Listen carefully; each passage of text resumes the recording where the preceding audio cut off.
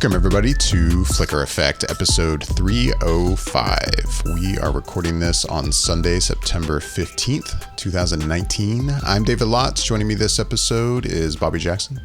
Hey, what's up, everybody? And Michelle Hillard. Hello, everyone. Hi. Hey. How's it going, guys? We good, have good. Plenty to discuss. Hustlers dropped this week. Bobby saw that. We'll be getting to that a little later. Michelle and I finally finished The Boys in Carnival Row that we brought up last week. Hey, last week I hadn't even watched it, and I crammed that bad boy in. And you watched all The Boys. I did. I threw it down. It was awesome. Before we get to that, so we talked about Dragon Con last week. We did. There was one little thing in our storytelling of our experience that I forgot to bring up, and it was one of those things after we recorded. I'm like, oh, I forgot. Anyway, so we were staying at the Marriott. Is this about the room? It's totally about the room because it's hilarious. It's hilarious. Okay. I'm like, what did he forget to bring up? It couldn't be about the. Oh, it's about the room. So we're staying at the Marriott, and for anyone who hasn't been there, the Marriott Marquis in Atlanta is. You see it actually in a lot of films. It was in the Hunger Games films, notably. But the center of it is, I don't know what you call that style of hotel. It has a name. It's an extremely large atrium. It's just basically hollow in the middle. Yeah. And all of the doors of the rooms, kind of when you step out of your room, you're looking down into the hotel. And the elevators are in the middle of the hotel, and they're all glass. So as you're going up and down, you can just pretty much see everything. 47 floors. So as we're coming up to our floor to go back to our room one night, we can see from the elevator, I can see that there's people like hanging out at our room, like outside the door. Yeah. And they're doing something. They're not, like, at first I'm like, oh, maybe they're just like drunk and they're, I don't know, hanging out on the floor, walking around, and they just happen to be in front of our room at the time. But as we get out of the elevator and we start coming around the corner, I see they're like taking photos in front of our door. Yeah. And there's a girl I can't tell at this point when I first noticed that she's up against the door, like giving this kind of funky face as she's turning her head around at the camera, and he's taking a picture. It was weird. I was like, what? And it's Dragon Con. I'm not like freaking out about it. I'm just like, I don't know what's happening, but somebody picked our door for a photo shoot, I guess. Right. So we're walking up, and I can see that she's from The Shining. It's her cosplay. They all were. They are all The Shining cosplay. Yeah. And I had never put together the fact that we were in room 237. Oh. And we walk up, and I still wasn't even when I saw that they were in the cosplay, I wasn't registering immediately like, oh, we're in room 237. That's why they're doing it. We walk up. Let me guess. Was her cosplay the old woman in the bathtub? No, she was the wife. Okay. Wendy. Okay. Yeah, and we're walking up, and they're like, oh, is this your room? We're like, yeah. Like, can we just get in? It was super awkward. And then they're like, you're in the Shining room. And I'm like, and then I still hesitated for a second. And I'm like, oh, 237. Okay. Yeah. Guess I didn't think about that. Like, anyway, it was funny. The Shining room. I'm like, if I were the kind of person freaked out about those things, then I would have been like, oh, I can't sleep the rest of my stay, but I don't care. I'm like, okay, whatever. I'm in the Shining room. We weren't in Estes Park, Colorado. If we were in room 237 Estes Park, Colorado, I'd be like, we out of this room, bitches. That's the thing. Because I was just thinking about, there had been some set visits for Dr. Sleep, which is the sequel to The Shining. Right. That's coming out with Ewan McGregor. And a lot of the journalists that went on the set visit said that I guess the director was speaking in terms of how they did this movie, and they recreated a lot of the Shining Hotel and got the blueprints, the original blueprints from the movie, and built it to the nail of what it looked like. Wow. And so it's like, I think that room is in the movie as well. So imagine if you were like, had to stay in that room for a night, even though it's a rebuilt set, kind of thing, but it's still to be able to look exactly like the room and still stay in it. That would be pretty creepy.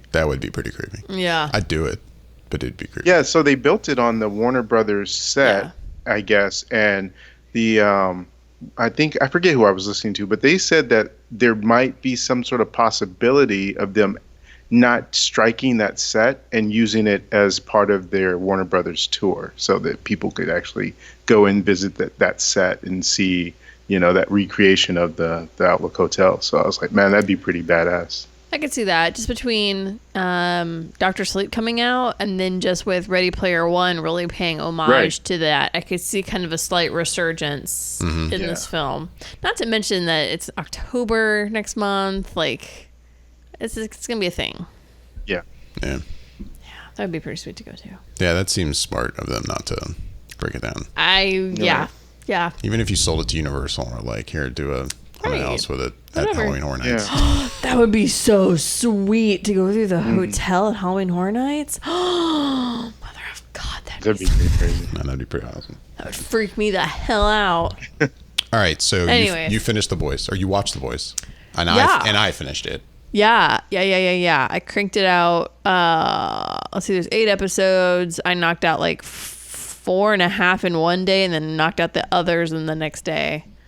And then, since you hadn't watched the finale, I waited a day or two so we could watch the finale together. Right. So The Boys. What'd you think? So effing good. Mm-hmm. Dude, that show is so good. Like, for the love. Anyway, it just... The storyline is really awesome. The pacing of it is really great. Like, it's constantly moving. There's really no hesitation in the storyline at any point in time. It is just do. And because I feel like there's just enough key players happening so that you're kind of going from one section to another section to another section. But at the same time, it doesn't feel jumpy or choppy, even though you're going from like these 2 characters hanging out, these 3 characters, this one character. Like, even though it's moving around, it doesn't feel like you're just jumping. Like, you're getting full like phases happening in each segment. Like, it feels really complete. So you're watching it and you're just like, oh, next episode, bring it on. Like, I was ready to roll with it. I would have knocked out in one day if I literally didn't have priorities in the latter half of my day. An first actual day. life, right? I was like, oh crap, I'm gonna have to stop this. But yeah, no, I think the acting is good. I think the sets are great. The costuming, just the whole idea behind the show, so good. Like, The Boys is so good. If you have any interest in... I hate to even just be like, oh, if you like comics, watch this movie or the show. But honestly, like, if you are curious about, if you have thoughts on like kind of the state of the way things are right now, I guess I don't want to say politically, but basically the climate, like in America, like the way we are with refugees, the way we are with diversity, with religion, with anything and everything dealing with the way America is at the moment. Like, it gets into all that in different ways. Like, it's showing you those same issues that we have, just in a different way of displaying it. And it's really good. It's done really well. So good. So good. So go ahead. No, I was gonna say, but the end of the show, I'm curious what your thoughts are on this. Why? I'm just curious because we really didn't say anything. You only said one thing to me about it. You're just like, that ended abruptly.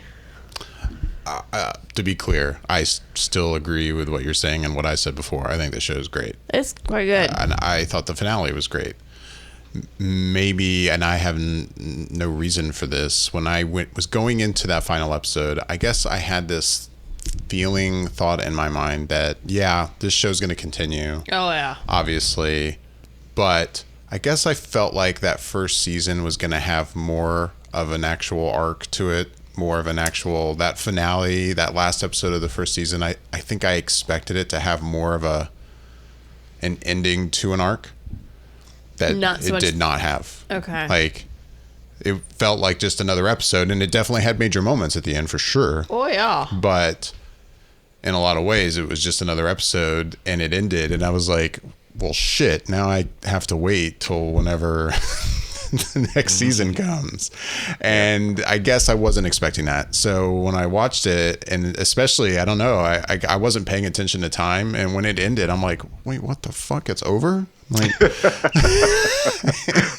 yeah. I really just had in my mind for some reason that I was like, I mean, I'm not saying everything was going to get wrapped up in a bow and the whole show was going to be complete, but I guess I just still expected something a little more of a ending to. Am I making sense? Okay, so here's what my thoughts were. I'm not talking spoilers. Obviously, I don't think I've spoiled anything. I don't want to talk spoilers. I'm not talking spoilers, but I will say the character of Homelander. I'm going to point this one out. For me, I felt like we were going to see more of a going off the deep end there. Mm. And we didn't quite get that. It was like so it's kind of more the same with this character situation. Maybe it's he took it up a notch, but I felt like we were going to go up instead of just going up a notch or two, I thought we were going to go up 8 or 12. I was like, this character's going to woohoo, and we're going to go, whoa, dude. And that didn't happen. That was kind of my expectation. And then there's another kind of storyline that I was like, I thought it was going to kind of edge over and complete and kind of wrap up and then start in another direction. And it didn't. And I was kind of like, we're just kind of soft ending this one, huh? Okay. I guess I just feel like this could be wrapped up. This one could go on. Anyways. That's kind of how I felt. Looking back at the finale, I'm happy with it. I think it's more like I say a lot, it was expectations going in. I guess I had in my mind it was going to be the more of ending of an arc for the season that didn't feel like when I watched it. I was like, oh, this is almost just like another episode. With the exception of the big kind of stuff that happened. Yeah. For sure. I mean, it was a little bit longer, I think, than the other episodes. It might have been the longest of the episodes, but it was good, and I really liked it, and it really is kind of it leaves you on enough of a cliffhanger to go, oh, dude, we're in season 2. Just enough of a, damn. Are they already shooting season 2? Not yet, no. I will say it was interesting at Dragon Con. Saw Karl Urban very briefly. Yes, he walked right by us. He walked right by us on the Walk of Fame. David and him almost brushed shoulders. He literally walked right by us. He straight up looked like he does in the show. He still had the hair and had the beard, color and everything. Yeah, his hair coloring, his mustache, his beard, everything was still very. And he was even wearing kind of a weird tropical Hawaiian shirt too. It was really awkward. It was, yeah. Because I saw the back of him more than you saw the front of him. Because I think we were walking into the Hall of Fame and he was walking out. And I think you just kind of caught him and you're like, oh, hey, and kind of tapped me. And I got his cheek and the whole back of him. And I'm like, that was definitely him. I can tell that was Karl Urban. And you're like, that was definitely, you guys were literally you literally zipped right by each other. Yeah. It's pretty cool. So anyway, he had the look, no, he totally from the shows. Totally looks like Billy Butcher. Is he already filming the second season? I don't know. Might just be going I would imagine that they're close to probably filming because there was no confirmation of this anywhere, but the speculation was that the season 2 would come out right around the same time season 1 did, and that was right around Comic-Con or right after Comic-Con. So they should probably start filming pretty soon if they're going to release at that same time frame. So I would imagine that. Yeah, he probably still was maintaining that look or just got the look back so that he could start filming pretty soon. Right. Unless, of course, it was just some really, really, really, really, really good cosplayer. But other than that... This guy would have been amazing. Yeah. Speaking of cosplay, man, Dragon Con cosplay for this, there was a lot. Oh, for the boys, you mean? For the boys. Oh, okay. There was definitely people that were doing Billy Butcher with the baby. That happened a lot. Yeah, I could see that. I don't think I noticed any myself. Really? But... That's an easy costume to do. Between it and Scoops Ahoy. Oh, Scoops Ahoy was everywhere. Oh, my God. Yeah, I saw that a lot at Comic-Con this year. Scoops Ahoy basically owned Dragon Con. But I will say there was a lot of the boys' cosplay. And I saw those more in the evenings, in the later evenings. I feel like I saw more of them walking around. Yeah. Hanging around. It's an easy cosplay. Funny thing about the boys, not funny, but the thing about it to me is that they're the characters that play these archetypes of essentially the Justice League characters. Mm-hmm. And it's interesting in that at least I didn't notice anything. So maybe if you guys did, let me know. But Homelander, he doesn't have a weakness like how Superman has his kryptonite. I didn't notice anything that you could actually use to bring him down. Thus far, I've noticed yet. Thus far, nothing has been presented that makes you go, "Oh, there it is." This, for some reason, when you guys are done with this, there's something that popped into my head. I'm glad I remembered. I want to ask both of you guys about an episode in this season, and I won't spoil it. But go ahead. I was just curious. There was an episode when I was watching, and I was waiting for like, what's the meaning behind this? This is way too like obvious to just be a random thing. But there was nothing to it.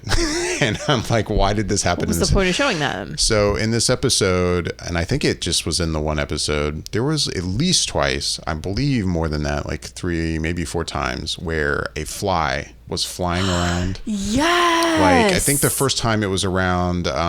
Huey. Yeah. Huey was the second time. I think the first time it was around Butcher.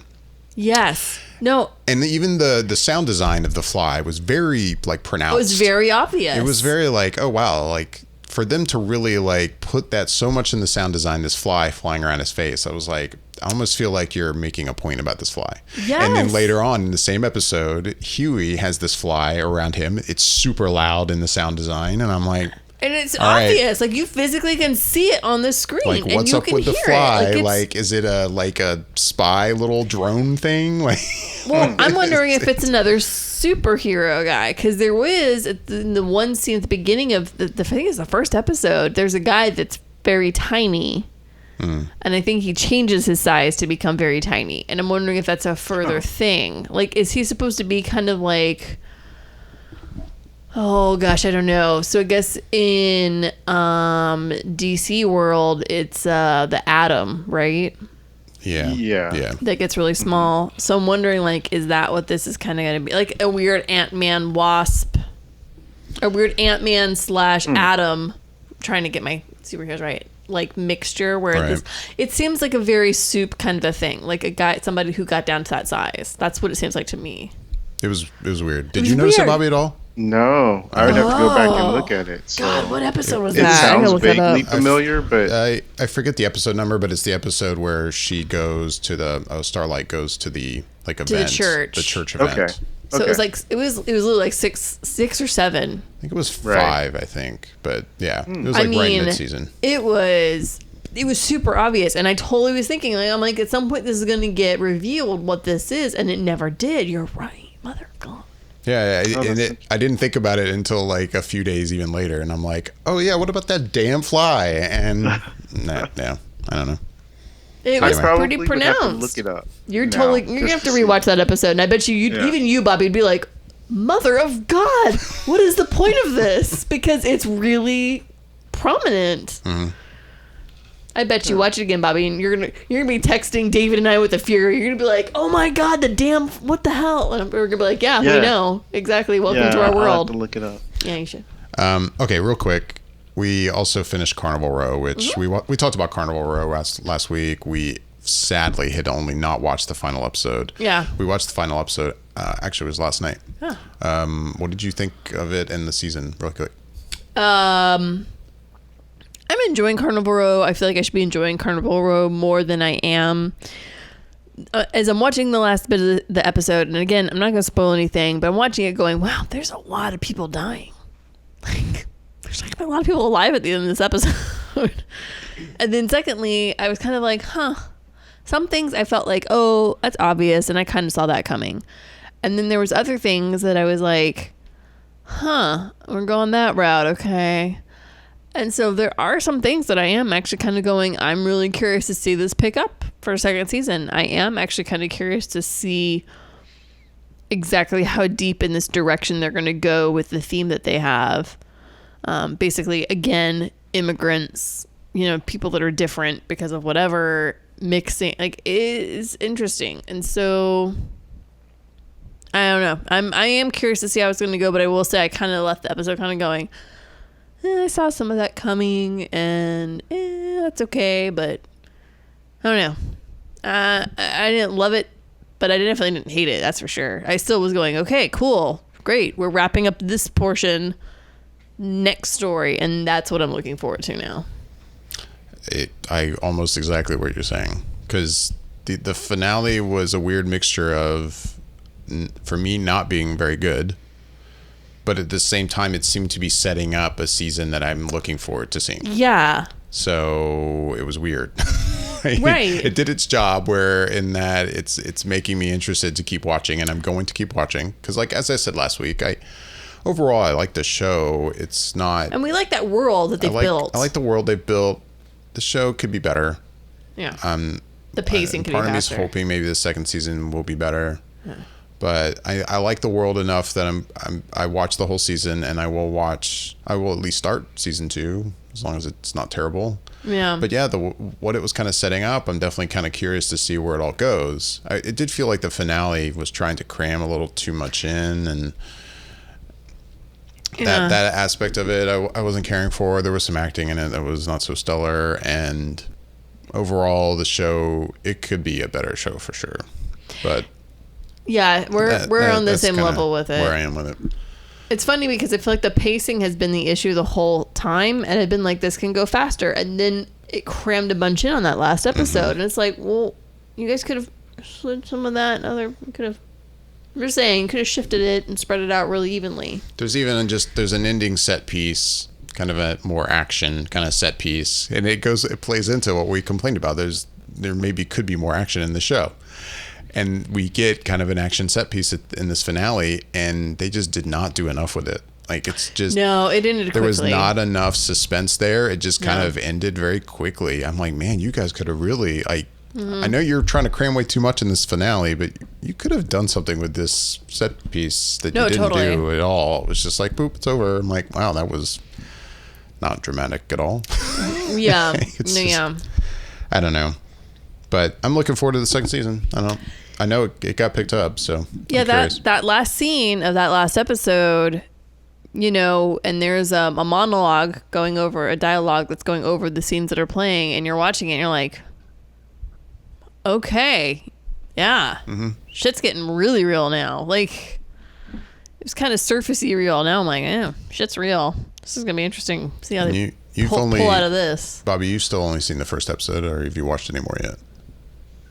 No, just that first episode still. Yeah, I haven't gone back to it. No rush. Just like, I think kind of like you already feel, well, you're like, I'll watch it if I get to it, but take your time. Yeah. I mean, it gives me a little bit more hope hearing what you're saying after completing the whole season, and that there's something there. But ultimately, I don't know exactly what it is that's holding me back from it, other than what I mentioned last week. But I still feel like I will give it a full shot, at least within that first season at some point. And more than likely what I will end up doing is giving it a full binge closer to when the second season hits, because then that way I can roll right into season 2 if I'm really getting into it at that point. That's a good idea. Yeah, because the setup for the second season is intriguing. Like, as far as, okay, dig yourself out of that. Anyways. So, what have you been watching, Bobby? Yeah. Oh, you saw Hustlers. Yeah. Well, yeah. Before I get to that, there was something I meant to mention last time we were on that I had watched, which was the Dave Chappelle special that came out on Netflix called Sticks and Stones. And I don't know if you guys had heard anything about this latest special. The only thing I've heard, and I haven't watched it yet, and actually I've watched a lot of the stand-up that's popped up on Netflix. I'm kind of surprised myself I haven't watched it yet. And we've watched some of the newer Chappelle ones that have come up. Yeah, but this one I haven't seen yet. The only thing I have heard, I feel like I came across either a tweet or something pointing at the fact that it seems to have a really low Rotten Tomatoes score from critics, but a really high score from audiences. Really? Yes. That's interesting. That is the case. And in fact, maybe if you want to look it up and see what it is. But from my take, it's probably, of all of his Netflix specials that he's done, probably his best one. Really? It's flat out brilliant. And I don't throw that word around lightly when I'm talking about a lot of the stand-up specials and whatnot. I usually have fun with a lot of them or enjoy parts of them, but this one is so well thought out, and it's very controversial. There's things that he's saying in it that, if you've seen any of the news, has really irked some people, and I get it. Because even when there's things that he's talking about and his thoughts on the things, whether he actually believes it or not, I don't necessarily agree with his take that he's saying, but he presents it in such a way that you kind of can't help but to laugh at some things. And then sometimes you're laughing along with what the premise of what he's saying is, because you get what the undertone of what he's saying. And so even though the subject matter itself might be kind of like, ooh, this is touchy, it's the way he approaches it that's very clever. So even if you maybe don't get a laugh out of it, you can appreciate the way he structures the joke, the way he presents it in a way that makes you think about it, even if you're not necessarily laughing at it. So that's why I felt like it was really just one of his better ones, because it operates on all levels, and it feels like it's just, it had me laughing out loud a lot of times. And even ones when I didn't necessarily agree with it, I could still see what he was talking about in it. But overall, I just had a good time with it. And if you watch the whole thing, there's a part after, I think, some of the credits, where he is talking to the audience and doing sort of a one-on-one with questions and stuff from the audience. So, and that's pretty good as well. So like an epilogue kind of thing that you want to watch as well. I think that's pretty true with his stand-up. I mean, for the most part, he always likes to pull out a lot of controversial things. And then I think sometimes he goes at them with his own viewpoints on them and his own thoughts and opinions on them. But sometimes I think he goes, I don't necessarily even agree with this idea or this thought process, but for funds, let's go down this road. And he'll be like, here's the situation. And while I might not think this way, there's some people that do. Let's just explore that. And I think he goes into that. You're like, it's things that you might not even think of. You go, oh, I hear what you're saying. I don't agree with what you're saying, but I hear that viewpoint. And he's kind of saying the same thing, going, not my thinking, but I bet you there's people thinking this way about it. And he makes it funny. And it's, anyways, I know what you're saying, because he does that a lot. Yeah. In the one he did before this one, he kind of did that a few times on a few topics. And it was kind of like, I don't know if I agree with that, but I see what you're saying. Yeah. Yeah, it's at 31% on Rotten Tomatoes. From critics. From critics. The critics' consensus on here is edgy but empty. Sticks and stones won't break any bones, but it won't elicit many laughs either. Wow. But the audience score is a 99%. Yeah. So clearly it's funny.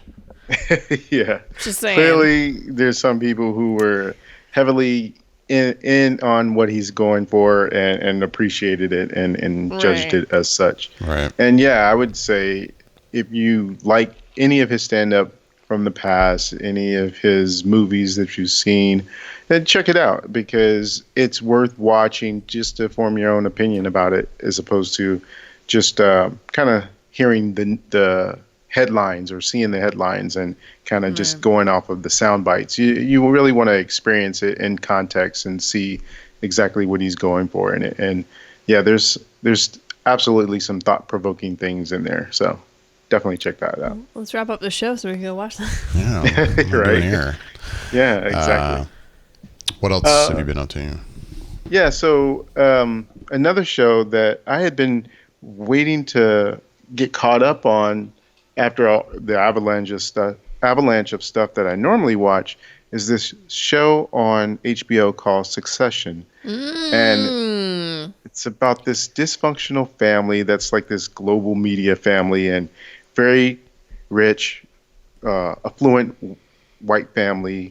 And the patriarch is played by Brian Cox, who you've seen in a ton of stuff, and he's always a good actor. You see him in anything. He's known for the Born Supremacy stuff.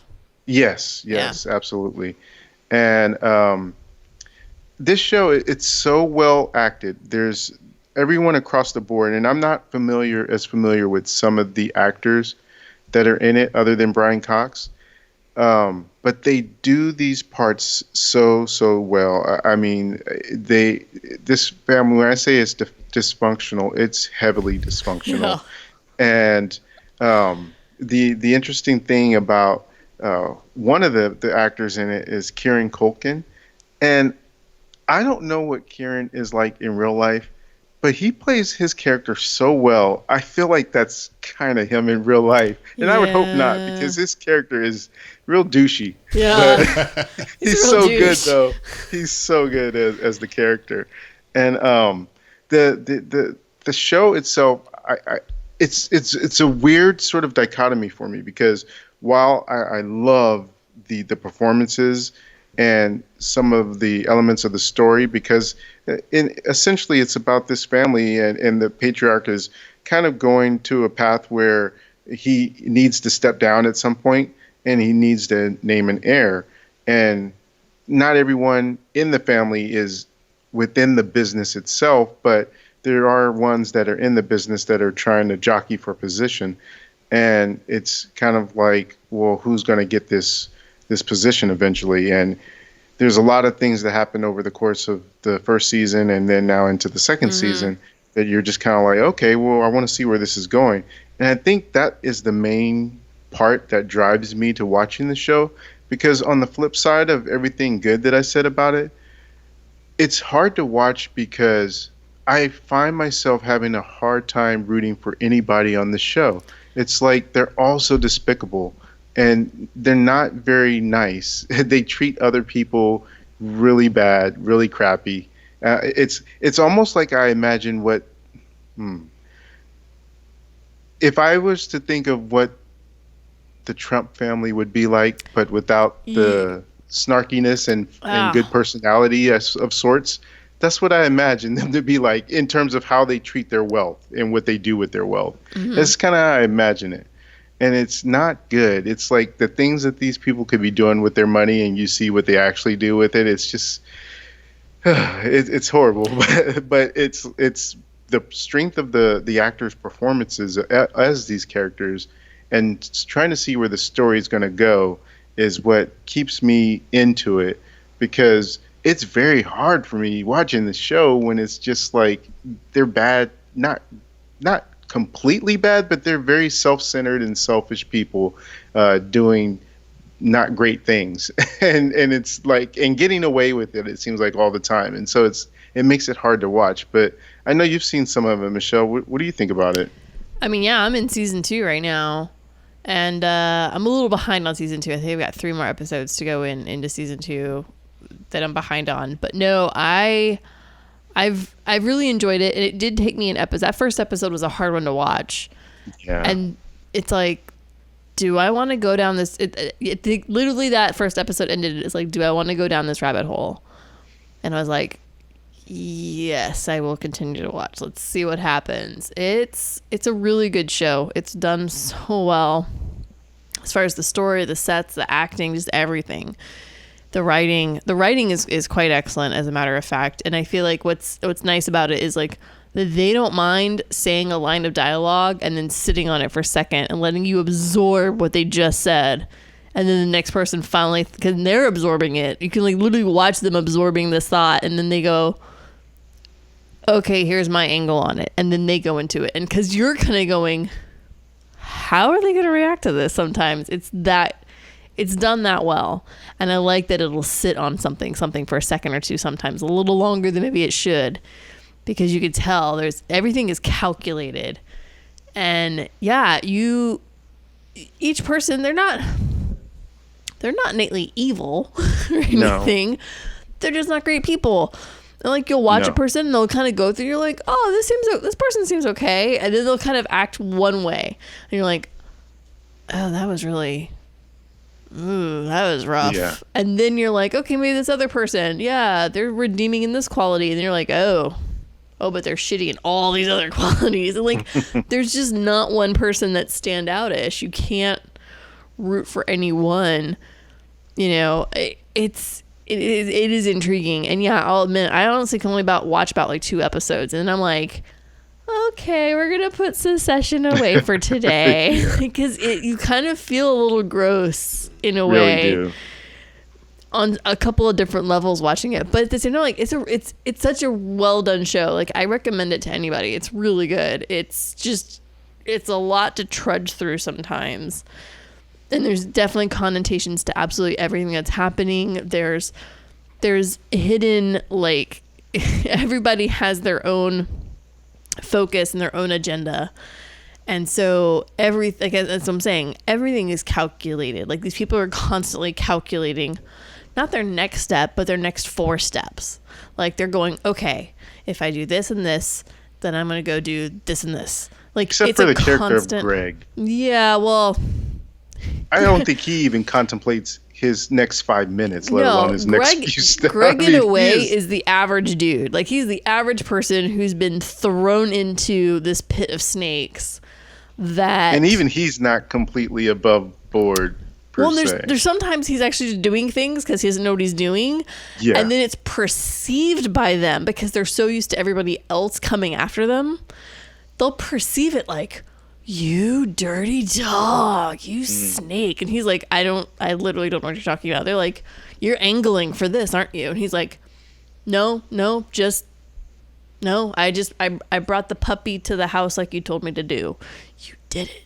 You actually did. You're like, what the fuck? And he's just going, I don't understand. Like, they're so ensconced with their own bullshit situation that they don't think about somebody just did something nice. Like, you know, like, it's weird. Like, it's just so funny to watch that. But there are a few times that there's been like 2 moments that I can think of off the top of my head where he's kind of come in and he's tried to be tough and tried to go, I'm going to try to do this thing because I think maybe they'll like me for doing it. Maybe I'll get my way. And then they kind of go, look at you, step it up. And then they kind of joke about it. Like, every time that they're like, so cute, you're trying.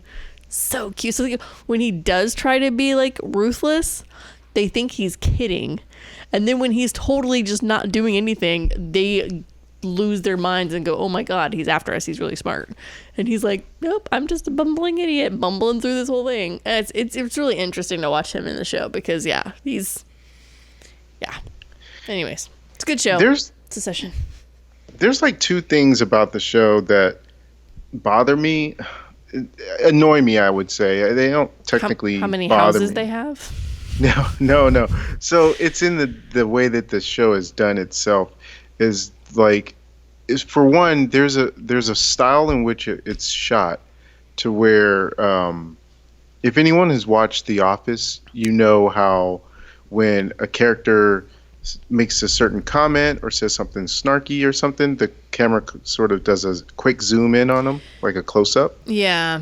And this show does it constantly, but for no reason at times. It just gives you this quick close-up of a character for no reason. It's like it's kind of sporadic, at least with shows like The Office and Parks and Rec.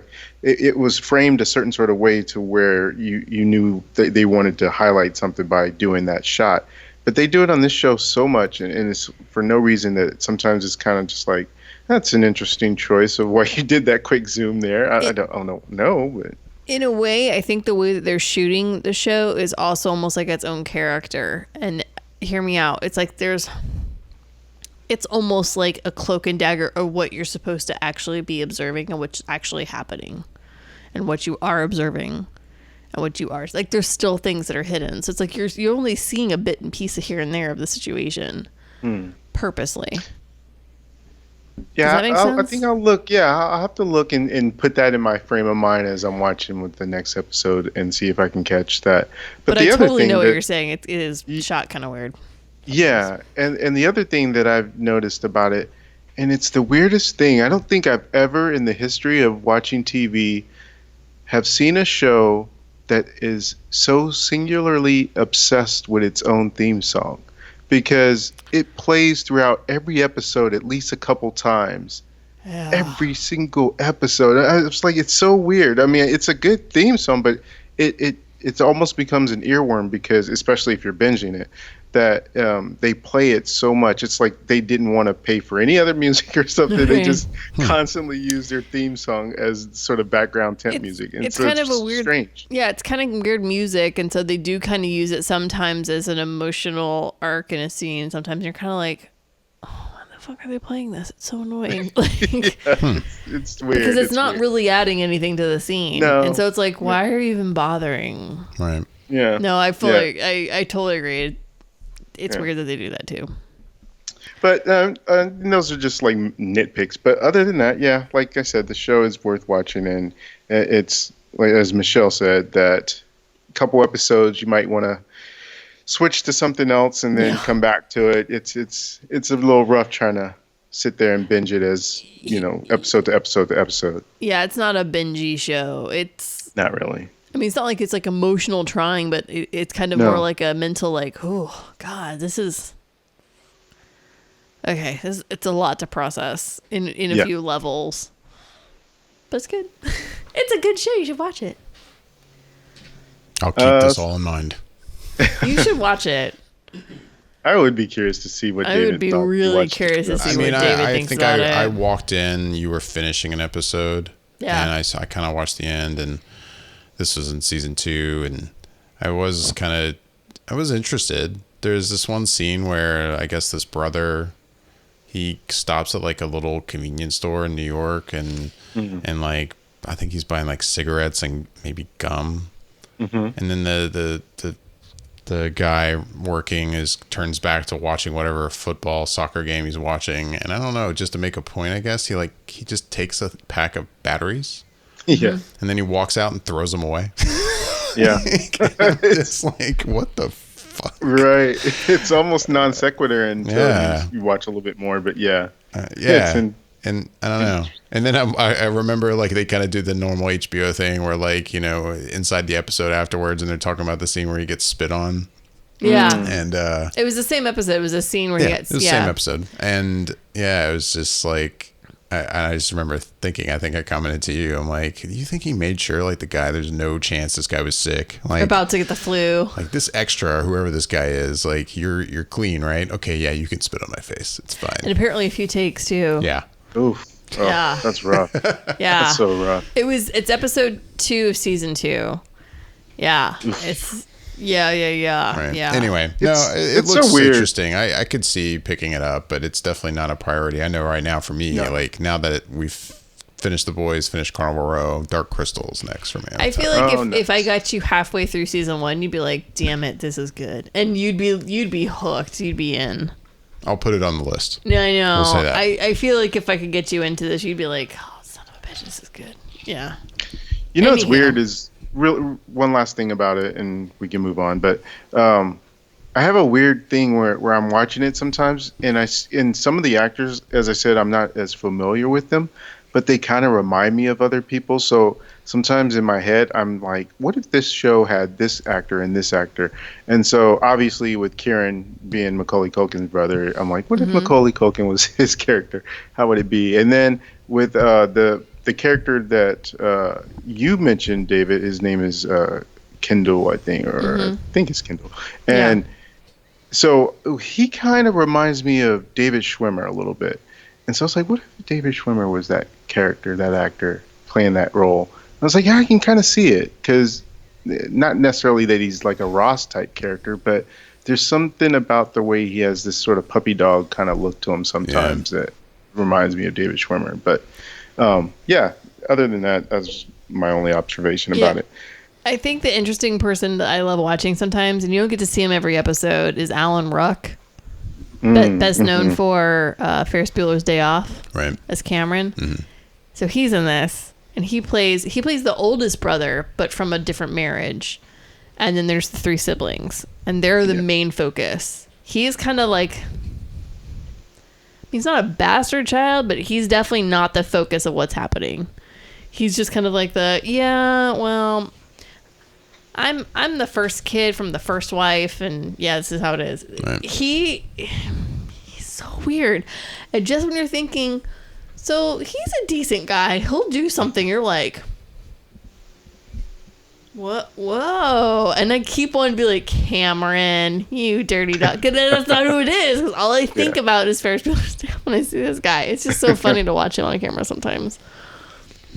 So, what have you seen in theaters this week? So in theaters, I got to see the big movie release of the week, I guess, which is Hustlers, starring Jennifer Lopez and Constance Wu. And it's interesting, this movie. So last week, I remember we were kind of talking about it slightly, and Yasha had like literally no desire to see this movie whatsoever. And my thought, I think when I first heard about it on paper, I was interested and I was into it just because of the concept. It's, as they say, inspired by a true story. And so anytime that's in a headline for a movie, it always gets me a little interested just because it's probably a story worth kind of seeing in film or, told from a certain way. And the idea about this is that there are these girls that work at a strip club that end up trying to elevate themselves in life and status, and by doing so, they get involved with these Wall Street type guys that they end up essentially duping them for their money by drugging them and being able to run up their credit cards and stuff. And so I thought that concept was like, okay, that's interesting. I haven't seen that kind of story told before. So yeah, that was kind of cool to me. And then, what was it? TIFF, I guess, maybe that happened, that there was a lot of good reviews coming out of there for the movie. Mm-hmm. And so then I was like, oh, well, now I really want to watch it because it seems like people are giving it pretty good reviews. Maybe even was the Venice one, but either way, one of the film festivals, it was getting some good reviews. And the interesting thing to me about it was that they were saying that they really felt the performance of Jennifer Lopez was so good that maybe there could be Oscar buzz. And I was like, wow, really? I mean, I was thinking I might go in and check it out and enjoy it, but for it to get that kind of reaction, I really want to see what this is about. So, okay, I go in and I check it out, and the movie is kind of like the last couple of movies that Adam McKay has done. If you've seen where they kind of tell the story, and sometimes you'll have those cut scenes where they're explaining the situation to you in a way. Yeah. It doesn't do that specifically, but it kind of has that vibe and feeling to it, and that almost that aesthetic to it as well, where it kind of looks like an indie movie. Well, I guess STX, the company that produces it, is sort of an indie company, but it doesn't have the shine and gloss of a normal studio film. So I think that helps the movie as well. But I found the story good. I found the performances really good. I would say Jennifer Lopez is really, really good in this character. It's almost as if this role was like tailor built for her, because she plays it so well. And I would definitely say if you put all of her performances on paper and try to rank them, this has to be probably her best, if not close to her best, because she does it so well. And I don't know that I would be saying there's Oscar, talk warranted per se, but she does a really, really good job in this movie. And it did well this weekend. I think it was somewhere around 31 million or so. But the funny thing about it is, like, I've seen some articles talking about how the movie's done well, probably off of the buzz of the film circuits of the festivals and everything. And I was like, yeah, maybe, but I don't think so. I think even if this movie had been torn to shreds by the critics and by the film festival circuit, people were going to go see this movie no matter what. And I should rephrase that and say, guys were going to go see this movie no matter what, because it has Jennifer Lopez in it and skimpy outfits. And so I think this movie was going to be bulletproof and critic proof no matter what. But what you do get if you do go see it is an actually good story. It's funny. It's compelling in a lot of ways, and it pulls at the heartstrings at times as well. And you really get a good understanding in a way of what some of the people who are strippers at these clubs, performers, are like, and what their life is like to a certain degree, and how hard it is for them. And I thought they did a lot of that really well towards the beginning, and then it kind of turns into the concept of the movie towards that, I guess, second act and on. But yeah, I just thought it was done really, really well. There's even an element that happens partway through the movie with some sound editing and sound mixing where, and this isn't giving anything away, but I just thought it was so clever and so well done that I couldn't help but notice it. And I don't know if everyone else did, but there's this part where Constance Wu's character is giving an interview who Julia Stiles is also in the movie, and she plays like a reporter for a magazine, and she's doing a story on the whole thing. And so there's this part where there's another character who's in part of the crew of the girls, and she has a wire.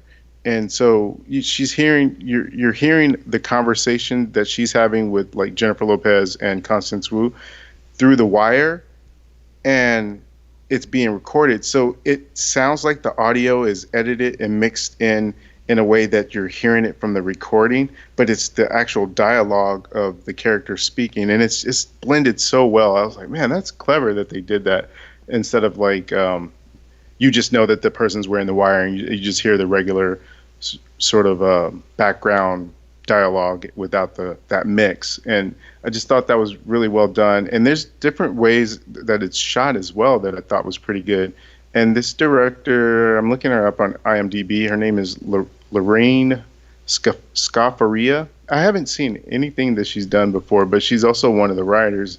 I thought, as far as anything that maybe being a big movie for her on the big stage, so to speak, I think this is a pretty good sort of coming out for her, and probably will garner her some more work in the future, especially this being the biggest, I think, opening for the STX Studios releases, and being Jennifer Lopez's biggest movie in her career that she's opened as well. So, I mean, kudos to them. I think they did a good job with the movie, and my audience seemed to be pretty satisfied with it as well. They were pretty into it. Yeah, I've been curious to check it out. Like, I remember seeing the trailers for it going, yeah, I'd watch this. I don't think it's going to be anything amazing in any way, shape, or form, but I'd watch this. This seems like an intriguing storyline. Yeah, I'd see this. And then, like, yeah, it goes to Toronto International Film Festival, goes off to TIFF, and comes back, and everybody's just losing their minds. They're like, it's a really great story. It's a really great film. It's done really well. J-Lo has the performance of her life, and I'm like, we're talking about the same film, right? Like, really? And that makes me go, well, there's got to be something more to this film than what meets the eye from the trailer. Like, I'm like, there's got to be more to it. So now I am really intrigued. So I'm glad to hear that you had a good experience with it as well, and that everything that we're hearing out of TIFF is completely warranted. So it makes me feel much better about it. And honestly, I might go check it out this week, because I've been curious. So. It's good stuff. Yeah. Oh, David, sound like you're about to say something. No, I was just going to agree quickly that, I mean, talked about it last week. I was actually kind of curious after just seeing the trailer. I was like, I'd watch this. And then, after the stuff out of the Toronto International Film Festival, I was like, well, hey, if everyone's raving about it, I'll definitely give it a shot. Yeah. Considering I kind of was interested in it anyway. Like, I'm open to it. If that many people are raving about something. Oh, there's something to it. Like, you know what I mean? Any film. I mean, even if I saw a trailer for something, I was like, that just looks fucking retarded. Like, I'm just not seeing that. And then, but suddenly everyone's like, whoa, no, it's not what you think. This is a great film. And I'm like, okay, I'll give it a shot. If that many people were raving about something, even if I had zero interest at first, I'd be like, well, now I'm just curious. Right. Like, am I crazy or are you all crazy? Like, at that point, it's me going, so wait a second, now I just need to know. Like, now it's more of a curiosity, like, okay, well, now I just gotta see what, really? Yeah. Yeah. Yeah, and look, you got to think about it this way as well. We're hitting the fall season at this point now. Oh, yes. We've come out of the big summer movie season, and the biggest thing that we go into each and every year that everyone always talks about and levies heavy complaints against is that there's always so many reboots, sequels, and prequels that come out every year, and this is a completely original movie, and it's got good reviews, so go to the theater and support it. Right. This is true. Yeah, people are always complaining, oh, there's nothing original happening in Hollywood. This is a completely original storyline. Yeah. I mean, come on. Like, here it is. Speaking of the season, so... The season? Well, it's fall, right? So okay. we're officially going into the season. What I like to call is the season. This is when movies really start pumping towards Oscars here. Okay. We're getting to the start of it. This is the start of... a very large climb up a mountain of major films going in for Oscars here. Anywho, my point is, so speaking of being in the season, next Sunday is the Emmys. And I feel like I blinked and now it's the Emmys already. The Emmys is definitely one of those shows. I'm like, I feel like it always just kind of pops up. I'm like, oh, the Emmys. Really? Like, okay. I don't know. I'm also, I don't religiously watch the Emmys like I do like the Oscars. I mean, I enjoy them, but I will say I definitely was like, son of a gun, it's the Emmys already? Like, gee, knees. Like, God. Quick. I always equate the Emmys. The reason why it never surprises me is because it always falls right around the time that all the shows start coming back. And that was going to be my second point. Yeah, so that's why I always know when it's about ready to come around, because I'm always aware of when the new season of shows are coming back on and everything. So I always know, like, once we get Emmys, I get all my shows back, and it's going to be that whole thing. But yeah, what were we going to say about the shows coming back? So Michelle? Basically, shows are coming back. Oh. Woohoo! It's the fall season. So all I was going to kind of curious is I know, like, I don't watch a lot of network TV anymore. I know David surely doesn't really. But I know you still watch a decent amount of network. No, I know you don't.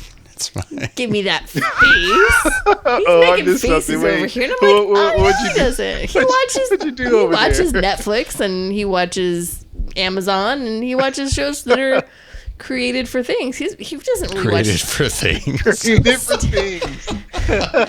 Created for streaming services. Thank you. That's what I was trying to spit out. So no, but he doesn't really watch a lot of like normal, like, the major 4 or 5 like networks, right? And I only have a very small handful of things that I watch that are like network broadcast shows. But my point was, I was kind of curious, like, what you guys were interested in that's coming out soon that you're like, oh, man, thank you, Jesus. I'm so happy this is happening. Oh, rainbows and unicorns are happening all at the same time. Mm-hmm. Well, I'll say for myself, I haven't looked at everything that's supposed to come out this fall season, but I do know of at least 4 shows that I'm going to give a chance. Let me see if I can remember them offhand. One is this show that's coming on CBS called Evil, and it has Mike Coulter in it from Luke Cage fame. And it's about, like, he's paired with this girl, this woman that is like, I think she's an attorney of some sort, and she is in charge of cases where people claim that they were possessed by something, and she's like not a defense against it, but the prosecutor against it. Yeah. And he plays he's trying to become a priest, and so he is involved in the church in terms of when it comes to that type of stuff, demonic possessions and stuff. And so it's almost like X-Files kind of thing, where he's a believer in this stuff and she isn't. And they go after these cases where that's the possibility of these people who are haunted by evil. And I can't think of his name right now, but the guy who was on Lost is also in it, and he was in another show on CBS. Oh gosh, I can't think of his name right now. But I can't think of his name either. I know who you're talking about, but you know who I'm talking about? Oh yeah. Wow, that's kind of funny that you know. I'm pretty sure I do. I'm looking right now, but you never even seen the concept of the show I'm talking about. For you to know who I'm talking about. Oh no, I've seen commercials for the show. Oh, you have? Yeah. Okay. Yeah, no. Okay. And I would actually agree with you. If there were anything on network TV coming up, I would watch. It'd probably be this. Yeah. So that one I'm interested in, and then there's a show that's coming out on Michael Emerson is his name, the other actor. That's coming out on ABC with Colby Smulders called Stumptown that I'm going to probably check out. It's based on a comic book that I'm not familiar with, but I think Stumptown is the name of some place in Boston that she used to live, and she's a kind of a time-weary cop that goes back to there and has cases that she solves, and it's probably a procedural. But I'm gonna check it out because I like Colby. Colby. That'd be the only reason I'd check that out, because it's got Colby in it. Yeah, Colby. Yeah. Colby and Smulders. Kobe. What was the third show? Colby Smulders. There's no L, I don't think, is what I'm saying. Yeah, I sometimes Kobe. it's why I say the L sometimes. I know sometimes I say the L, but I know it's Kobe. No, Sorry, it sounded like you were saying the L. I try not to say the L. It doesn't And matter. I get confused Just messing with you. sometimes. I'm like, I try not to say the L, but it kind of comes out as a sound with the O. It's cool. Oh, So- gosh. You were saying Bobby. Poppy. No, well, I was gonna say I do say the L literally sometimes, because where I get confused with her name, even though I know her name, is that sometimes with the last name, the Smulders part, I keep thinking of Smothers, like the Smothers brothers, and that doesn't have an L. And so then the L, I'm thinking there should be the L in the Kobe part as opposed to the L in the Smulders part. So my brain gets confused sometimes with her name. So sometimes You're I'm really like deep Kobe with that. Smothers. But that's how my brain looks at it. So I'm like, at least I'm kind of like, there's a reasoning why I sometimes mess up her name. But the other show that's on ABC that's coming out is this show called Emergence. That it's sort of a, I don't know how to explain it well. It just has that sci-fi type of element to the show that I was interested in and checking out. And there's another show that's coming on NBC, and I can't remember the name of it offhand, that has Cal Penn in it. And I think it's from the same people who did like The Good Place and Brooklyn Nine-Nine. I think it's Michael Schur show. And so he's always really good. So I was thinking at least check out an episode or two of that. But that's kind of it for me. Anything from you real quick, Michelle? For me, it's kind of the standbys that I've been watching, like Marvelous Miss Maisel's coming out, season 3. Super excited. Looking forward to that. And then I'll be honest, when the TV show This Is Us ended with the last season, I was kind of like, I'm good. I don't know if I want to watch this again. Except it sounds like you're not good. But then I see You this need more. this trailer that comes out and is introducing a crap ton of more characters, like a ton more characters. I'm like, where the hell are they going with this? And now I'm just like, well, where the hell are they going with this? And now I gotta watch it because I gotta see where they're going with it all. Because there seems to be a lot more characters being added. And I'm like, how are you doing this? I feel like the story has really kind of come to a nice like closure, and they're dragging it out, but then they're dragging it out and they're like, oh, but now we're gonna add a bunch of people. And I'm like, well, how the hell do they come into play? So now I'm just, it's morbid curiosity at this point. Right. But I'll say the one show that I'm really wanting to see is A Million Little Things, second season. Okay. I really enjoyed the first season, like a lot. And it ended on a, oh man, come on, we gotta see how this all plays out. Like, I'm very curious, and I love all the characters. I like the actors they have. The story I think is really good, and it's really interesting. So I'm looking forward to that one. That's about it for me, honestly. Well, we're out of time, but What? Bobby, you have one more thing in theaters you saw that you want to talk about, and we have a bet we have to talk about really quick. So, Bobby, what was that last thing you saw? Yeah. Okay, so the last thing I saw was Brittany Runs a Marathon, and this stars Jillian Bell, and she is playing a character who is overweight, and she goes to her doctor, and the doctor's like, basically, look, you need to lose weight because for health reasons, or it's going to be bad for you. So she essentially gets herself into that mode to where she's going to do this thing where she's not only going to lose weight, she wants to run the New York Marathon, and she becomes dedicated to doing that. And the movie kind of takes you through her process of her journey to lose weight and to achieve this goal of running the marathon. And it's one, very, very funny. Jillian Bell is super funny in this. I mean, she's kind of self-deprecating, but at the same time, she's just kind of like has a quick wit type sense of humor in it. And so I thought I really appreciated that part of her personality. But there's also just like a lot of heartfelt moments in the movie. It's kind of this inspiring movie as well, where it works on the level of getting you motivated into accomplishing whatever kind of goal you might have or something that you want to do in life. And it's one of those movies that comes out once a year that it feels like it's kind of good for your soul in a way. And I really enjoyed it so much, and I think for sure it'll pop up somewhere in my top 10 for the year. Oh, nice. Yeah, right. So that's really good. Wow. Brittany Runs a Marathon, right? Real quick, is it kind of similar to Run Fat Boy Run with Simon Pegg? Oh, I didn't see that one. I you gotta want to watch see that one. I forgot about that. It's a good one. I recommend it. I like that one. But I'll have to check that out and let you know. But I feel like it's on somewhere. Really, it's streaming somewhere. I feel like you'll have to watch it. It's a good one. Run Fat Boy I'll Run. look it up. Yeah, it's a good one.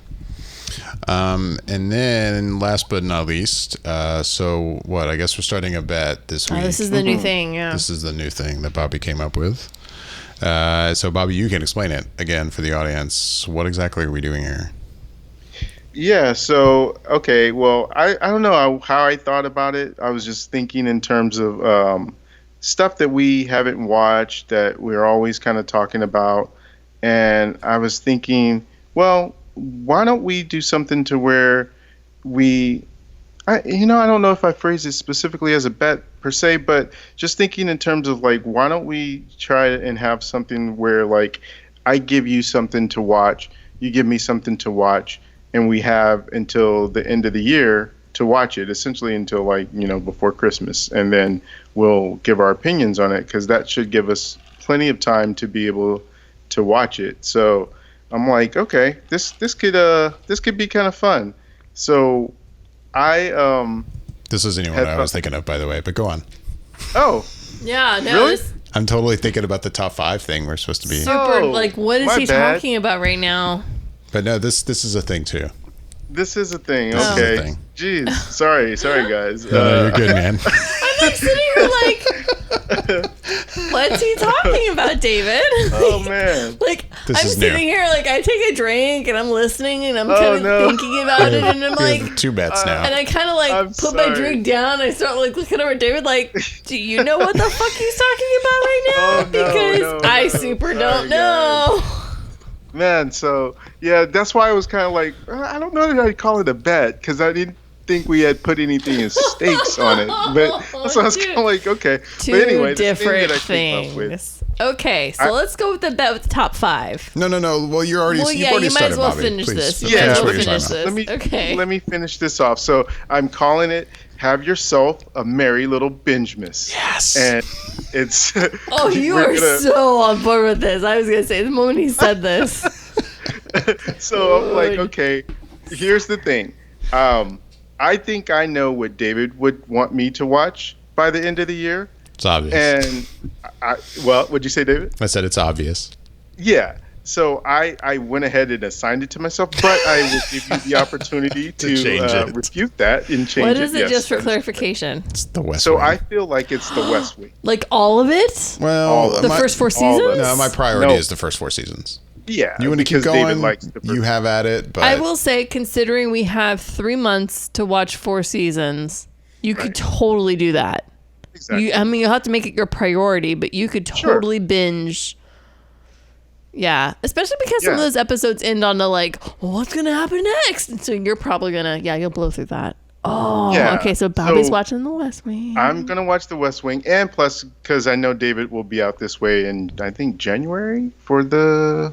Because it's the 20th anniversary for the West Wing or something like that, I think. No, well, I don't know if it is an anniversary. Actually, I don't realize. But no, what it is, so I think I've mentioned on here before, I've been rewatching all of The West Wing while also listening to The West Wing Weekly. Which is a spectacular podcast, and everybody should listen to it. Which is a podcast where Rishikesh Hirway and Joshua Malina being a cast member from the show, they watch every episode and then they talk about it, and they have a lot of guests. A lot of the major cast has been on episodes of that podcast. Yes. They have done live broadcasts of the podcast from various cities with Aaron Sorkin and other, directors and cast members.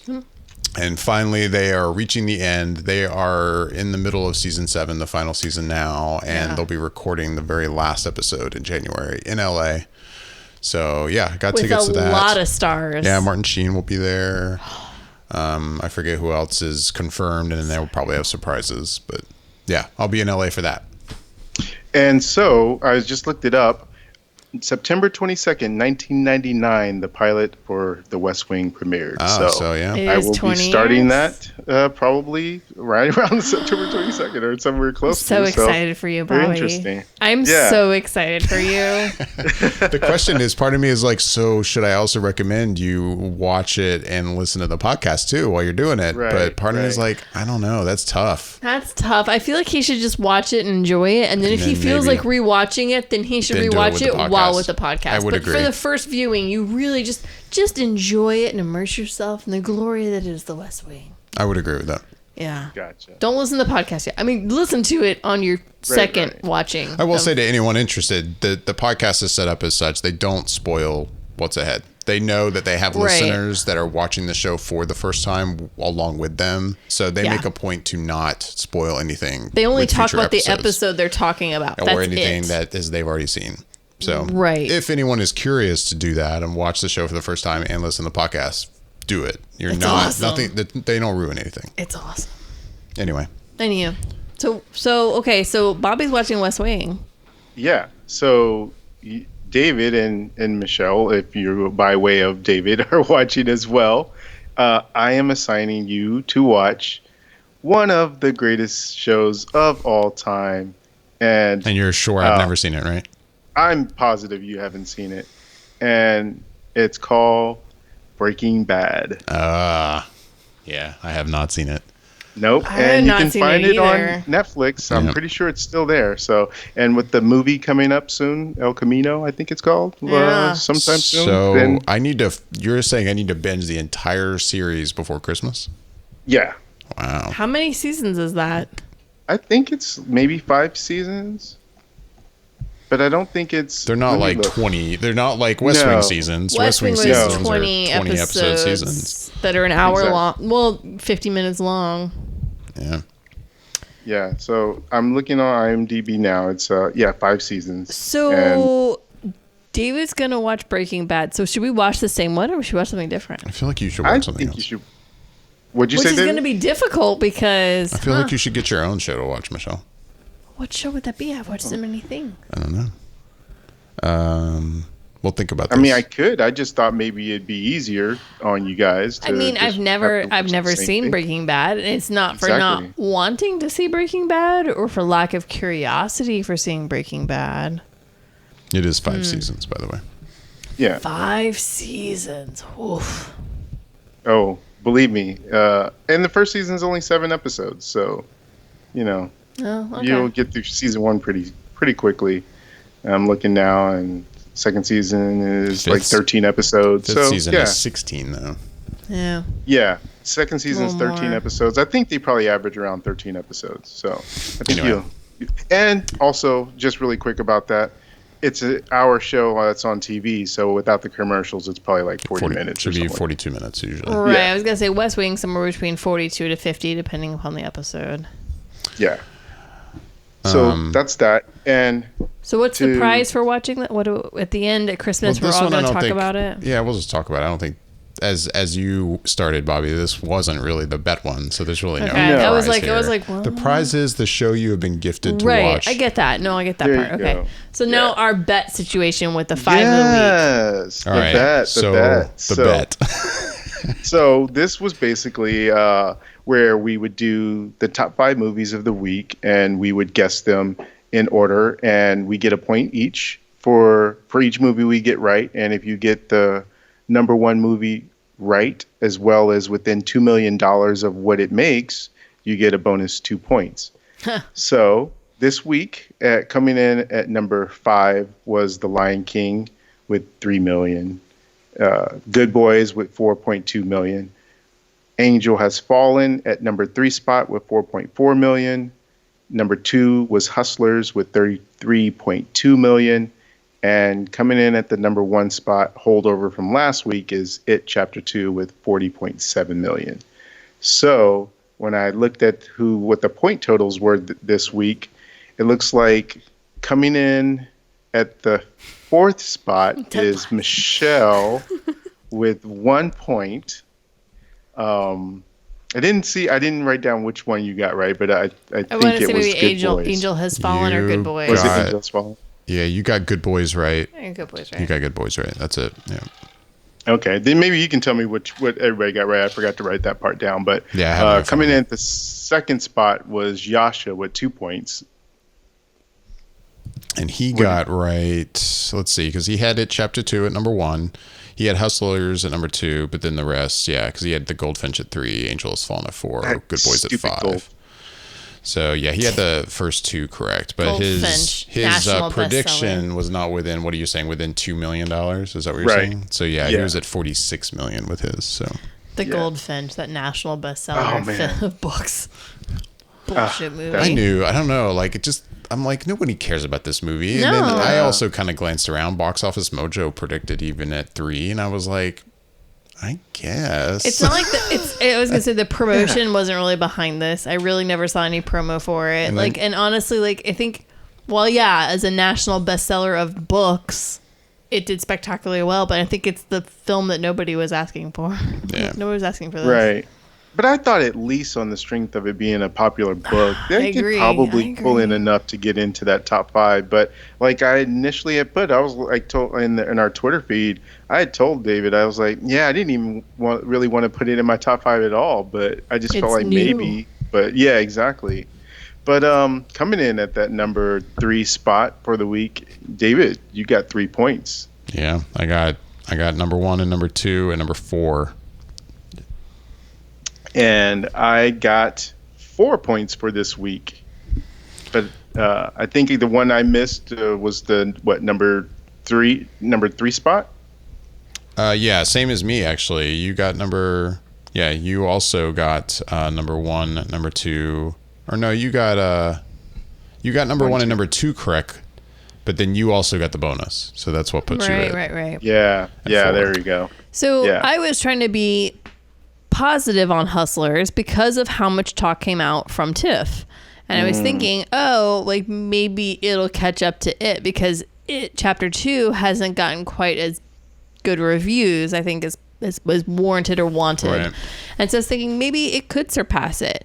And then everybody was like, oh, it'll pull in about 38. And I'm like, well, if it's going to pull in 38, then Hustlers needs to pull in more than 38. And I was trying to be like, okay, maybe Hustlers could do 40. And if it did 40, it would have had to have outdone it. I wasn't crazy when I put that. I remember when I put that 40, you were like, 40 for Hustlers. I was like, well, if I'm trying to get it to win, that would be the number it would need to be to be ahead. I was reacting more. I didn't think it was going to. Oh, I know. I was just trying to be positive. It was a good gamble though, because it did do 31, so it would have messed up everyone else if you had got that right. Basically, if it chapter 2 hadn't been out, probably yeah. And I stuck with 36 million for an It chapter 2 prediction, mainly because I was thinking, word of mouth on this I don't think is as good as the first one, right. And maybe it really won't do as well, but yeah, still pulled in 40, which is almost basically exactly what you predicted, Bobby. Yeah, I said 40. And I put my thought process going into it was I thought maybe it would drop probably at most 60%. And I think it dropped somewhere around 55%. Right. And I was going to put it at maybe my original thought was going to be 42 million. And I was like, well, it might be, if it does drop as low as 60%, it might be around 38 million or something that it makes. So I just split the difference and went with 40, thinking, okay, well, I'd still be within 2 million either way, up or down, if I guessed at that 40. Did we already say where the Goldfinch landed? No. No. Yeah, it landed at 8. Oh my God. Jesus. Oh.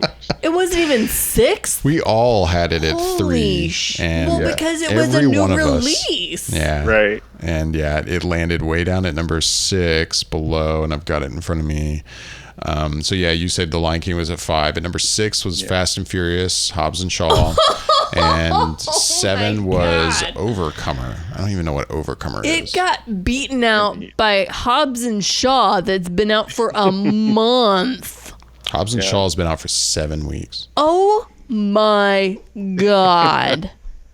I don't even know if I can Janice this at this point. Oh my, sweet Jesus. Yeah. Like, it's a new release, and it was a national book bestseller for like a million years on the top 10 of the New York Times bestseller list, right? You would think with those two things going towards it, it would have at least gotten close to the top 5. Jesus Christ. And you know what? But we say this, and these numbers are actually like 6, 7, 8 are super close. Like, and this is weekend estimates as we're recording this on Sunday. Actuals will come out tomorrow or the next day. It could jump up to 6. But still. Like, Jimini's, it's a new release and it's on a national bestseller book. Like, it should be higher. Yeah. Let's look ahead. And again, Overcomer. I'm like, what the F is Overcomer? Let's look ahead at the week ahead. Next week. And I was going to say, here's the one I'm excited. I'm actually excited for 2 things this next weekend. First of all, and this should be obvious to absolutely every human being alive, I'm excited for Downton Abbey. I was like, man, you're a Rambo fan. I'm a big Rambo. So Downton Abbey comes out. So I'm excited for that. And then, of course, Rambo Last Blood. But the way you said that. Last And Blood. then, of course, Rambo. Rambo Last Blood. And then there's the film that is being touted as an interstellar masterpiece, quote unquote, Ad Astra. Yeah. Which we have tickets for. I'm super excited. Where are we seeing that, Thursday or Friday? Yeah, Thursday maybe. I love space movies. I do. Obviously, I love sci-fi, but I know this isn't sci-fi, but I like grounded kind of space movies as well that just show outer space and stuff. So like Gravity and just that aspect of how it's filmed, just something about it. And I'm really interested in this one, especially hearing good things about it. So it makes me look forward to it that much more. Yeah, no, I'm pumped about it.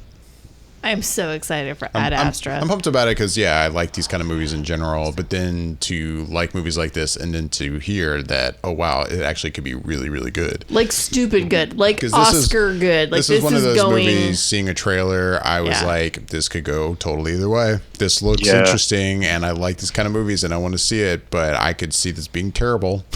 And to hear that it's not is like, all right.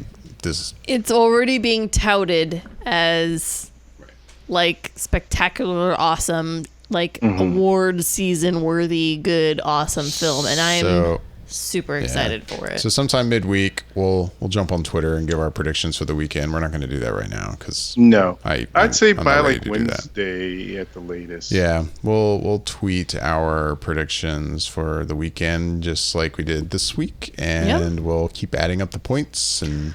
On the Flickr Effect tweet. I guess I have to find Breaking Bad to watch. It's on something.